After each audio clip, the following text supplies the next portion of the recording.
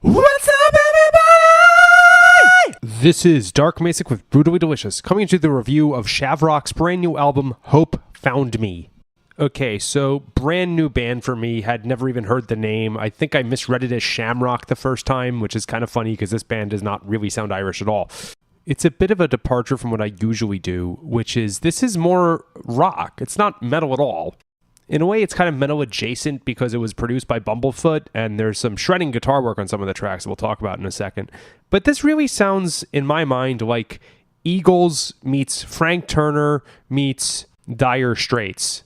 There's not really much that's heavy here, but there are some great harmonies, great melodies, and guitar work is really tasty. There's one or two moments of shred, but this actually has solos, which I don't hear in a lot of modern rock music. And they actually serve the song. Like I said, one or two shreddy moments that are a bit showing off, but even then they work. Most of the time, it's just tasty. You know how like Oasis has occasional guitar solos that are definitely not flashy, but just sound really melodic?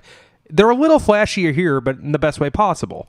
They're just part of the song, and they are melodic, and they have taste. So with that, let's talk about some songs. Kaleidoscope. I got a little bit of Sultans of Swing here, but less annoying. I hate that song more than I could ever tell you.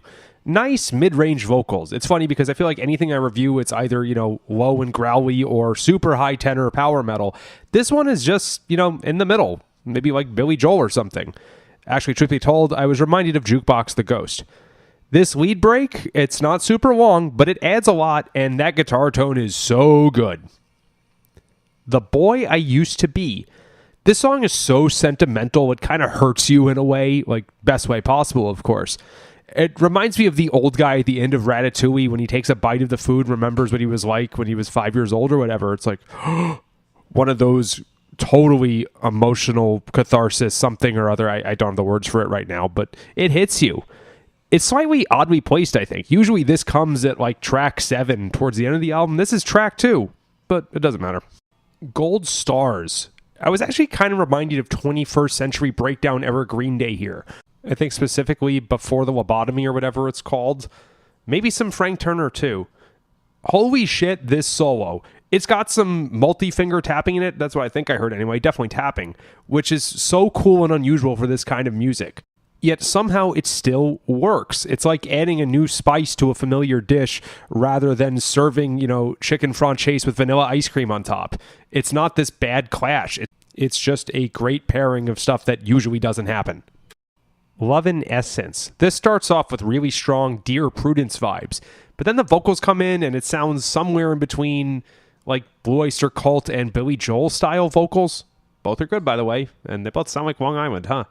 The line, I think I remember it correctly, money is not what makes you a rich man, hits really hard. That's the kind of shit Yoda would say. Burning Sky. I actually got some GNR vibes on this, mostly Civil War, but really, really great harmonies. I don't think Guns N' Roses ever had those for some reason. Last but not least, Bring Them Home. Incredibly heartfelt, great harmonies, and very heavy subject matter, which I will encourage you all to listen to yourself. You don't need me to talk about it. Thanks for tackling it like this. Okay, so this is the Brutally Delicious podcast, and what I often do is, quite frankly, quote-unquote, brutal.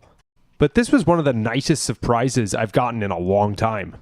Even though I'm usually Mr. Power Metal, I love a really well-written pop rock song. I mentioned Oasis earlier, I love them.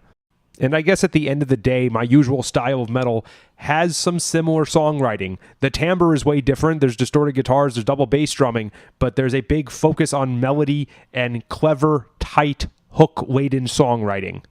Basically what I'm trying to say is, this is great music no matter what label you put on it. Thanks, dudes. Rock on.